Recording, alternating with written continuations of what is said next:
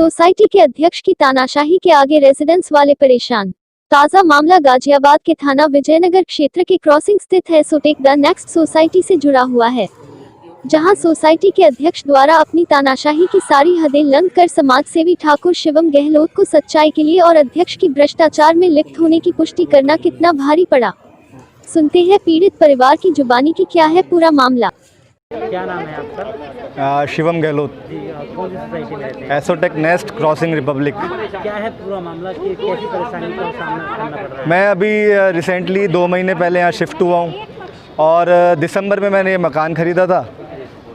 Lockdown की वजह से हम शिफ्ट नहीं हो पाए, यहाँ कुछ काम चल रहा था, तो मैंने यहाँ पे मेंटेनेंस शुल्क पे किया था पिछले 4 साल का, जिसमें 2 साल का मुझसे एक्स्ट्रा मेंटेनेंस शुल्क मुझे झूठ बोल के ले लिया यहाँ के अध्यक्ष सुरेश चांद जी ने। चलो, मुझे रजिस्ट्री करानी थी, एनओसी चाहिए होती है लोन डिसबर्समेंट के लिए, वो सब कर लिया। हमने बोला कि चलो बाद में जब निकलेगा उसको जब हिसाब कर लेंगे, अभी ले लो। जब मैं यहाँ पे शिफ्ट हो जाता हूँ उसके बाद मैंने अध्यक्ष जी से बोला और उनकी पूरी एओए टीम को मेल डाला, लिखित में डाला, वर्बली कुछ नहीं, लिखित में डाला कि भाई मेरे 80,000 रुपये निकलते हैं, इसका जवाब दे दीजिए या कैसे हिसाब करना है बता दीजिए। तो मैंने आज तक 10 जून से और 25 अगस्त तक 21 मेल किए हैं प्रेसिडेंट को, आज तक एक भी मेल का रिप्लाई नहीं है। और मुझे मेरे पैसे पे करने के लिए 2 बार मेल आई है, जिसके रिवर्ट में भी मैंने 2 बार रिप्लाई किया कि मेरे 80,000 का रिप्लाई कर दो, कि जो मेरा हिसाब है वो बता दो, आपका निकलता होगा मैं दूंगा, मेरा निकलता होगा आप दे दो। दिक्कत कहाँ थी? कुछ भी नहीं। सिर्फ और सिर्फ दिक्कत ये आई, यहाँ के सोसाइटी के जितने मुद्दे थे, मैं भाई गंदगी में नहीं रह सकता। मैं जहाँ पहले रहता था वहाँ पे मैंने कभी गंदगी कूड़ा जमा होने नहीं दिया पूरे मोहल्ले में, तो यहाँ पे भी मैं नहीं होने देता। मैंने पूरी सोसाइटी की साफ़ सफाई करवाई, लाइटों की व्यवस्था दुरुस्त कराई, कैमरों की व्यवस्था दुरुस्त कराई, बहुत सी चीज़ें मैंने करानी चालू करी और उस प्रेशर में इनको आके काम करने पड़े। जिस अध्यक्ष ने पिछले 8 महीने में एक कील इस सोसाइटी में नहीं लगाई थी, उसे पिछले 2 महीने में बहुत काम यहाँ करने पड़े। उन्हीं सब बातों को ध्यान रखते हुए उन्होंने मुझसे द्वेष करना, दूरी बनानी चालू कर दी।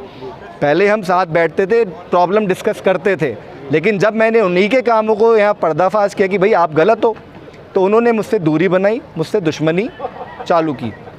उस दुश्मनी का हाल ये था कि 24 जून सोमवार की सुबह मेरे घर में बिजली नहीं थी।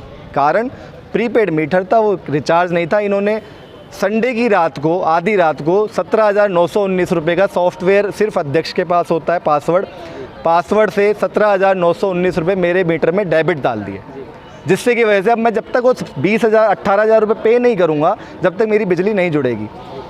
जैसा कि मैंने सुबह 6,000 रुपये का रिचार्ज कराया, 6,000 रुपये का रिचार्ज कराते मेरी बिजली फिर उड़ गई, क्योंकि मुझे 18,000 पे करने थे, 12,000 अभी और पे करने हैं। मैं अध्यक्ष जी के पास मैंने फ़ोन किया कि चलो भाई मैं नीचे आके बात करता हूँ, मेरा पैर टूटा हुआ है, घर में सब प्रॉब्लम है, गर्मी थी अच्छी खासी, पंखा नहीं है, घर में पानी नहीं है, आरओ नहीं है तो पानी नहीं है, गैस मेरी इलेक्ट्रिक है, गैस नहीं चल रही है तो खाना नहीं है, घर में कुछ नहीं, हम हो गए नीलबटे सन्नाटा। मैं नीचे आया, मैंने 2 घंटे वेट किया, अध्यक्ष जी का नहीं आए। सोसाइटी के गणमान्य लोगों ने भी कॉल किया, नहीं आए। फाइनली 2 घंटे के बाद वो नीचे आते हैं, यहाँ से जाते हैं। मैंने अध्यक्ष जी मेरे पैर में चोट है, मुझसे चला नहीं जा रहा है, प्लीज़ आ जाइए, मेरी बात सुन लीजिए। उन्होंने नहीं सुनी, कमरे में जाके बैठ गए। 10 मिनट बाद मैं उसी कमरे में जाता हूँ। मैं कहा अध्यक्ष जी ये मेरी बिजली कट गई है, प्लीज़ बिजली जोड़ दीजिए, जो भी मामला भी बैठ के सॉर्ट आउट कर लेते हैं, चलिए यहाँ से निकलिए। और गाली गलौज करते हुए जिस टेबल पे बैठे थे वो धक्का मारा और मेरे पैर में लात मारी, जिस पैर में प्लास्टर था। मेरा बैलेंस बिगड़ा, मैं गिर गया। उस समय मेरे हाथ में जिस छड़ी के सहारे मैं खड़ा होकर चल रहा हूँ, उस छड़ी से मुझे मारा और सबको ये दिखा रहे हैं कि मैंने उनको मारा। ऐसा कुछ नहीं हुआ, मेरा पैर टूटा हुआ, मैं नीचे गिरा हुआ, मैं कैसे मार सकता हूँ? इसकी कंप्लेन आपने पुलिस? मैंने थाने को तहरीर दी। थाना अध्यक्ष ने भी बहुत रिक्वेस्ट करी कि भाई साहब किसी का परिवार प्रताड़ित मत करो, बिजली जोड़ दो, जो भी मामला है अभी यहीं सुलझा लेते हैं, आपस में सुलझा लो। क्या लगता है कि पुलिस मामले को किस नज़रिए से देख रही है? पुलिस मामले को इस नज़रिए से ज़्यादा जोर इसलिए भी नहीं देना चाह रही है, मुझे पता नहीं क्यों। पिछले 8 महीने में इस सोसाइटी में, यहाँ के 7 साल के इतिहास में 7 या 8 बार पुलिस आई है, सिर्फ इनकी अध्यक्ष के टेन्योर में 8 बार, जिसके चलते यहाँ के पुलिस प्रशासन ने शांति भंग करने के इल्ज़ाम में इनको और इनकी पत्नी श्री को 50,000 रुपये का एक नोटिस जारी किया है। वो मुझे पता नहीं किन धाराओं में निरुद्ध किया गया है, लेकिन वो शांति भंग करने का था जो मैंने लाइन पढ़ी। जब ये शांति भंग खुद करते हैं, 8 बार पुलिस सोसाइटी में खुद बुलाते हैं, तो हम कैसे दोषी हुए मुझे समझ में नहीं आया। मैं दोषी इसलिए हुआ क्योंकि मैंने सोसाइटी के भले के काम करने शुरू करे, मैंने यहाँ की सुरक्षा पे काम करने शुरू करे। मैं सुबह 3 बजे उठ के, जब पूरी दुनिया सो रही होती थी, मैं 3 बजे उठ के यहाँ आता था और गार्ड्स को हर टावर में जाके देखता था, पैदल घूम के। आधे गार्ड्स मुझे सोए मिलते थे। मैंने उन सब चीज़ों को उजागर किया जो कि लिखित में किया, वर्बली कुछ नहीं। 22 मेल भेजी हैं इस अध्यक्ष को, अध्यक्ष जी ने आज तक किसी मेल का रिप्लाई नहीं किया।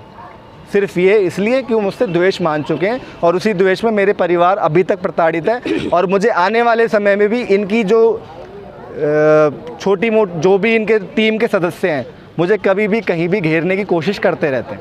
जी, गाजियाबाद के आला अधिकारियों से आपने कांटेक्ट करने आला अधिकारियों के पास मैं जाऊंगा, मैं मानहानि का केस भी ठोकने की कोशिश बातचीत मैं अपने वकीलों से कर रहा हूं, क्योंकि मेरी एक वीडियो बना के, फॉल्स वीडियो बना के, एक पक्षीय वीडियो बना के और पूरे क्रॉसिंग सोसाइटी के 12 सोसाइटियों में फिजिकली अध्यक्ष जी खुद एक वीडियो हैंडओवर करके आए और उनको वायरल किया गया है। घर का मामला था, परिवार का मामला था, परिवार में सॉल्व करते। यहाँ के बड़े बुजुर्गों ने समझाया था, यहीं का मामला यहाँ सॉल्व करो, बाहर ले जाने की क्या ज़रूरत थी। मानहानि का केस ठोकूंगा, बात चल रही है।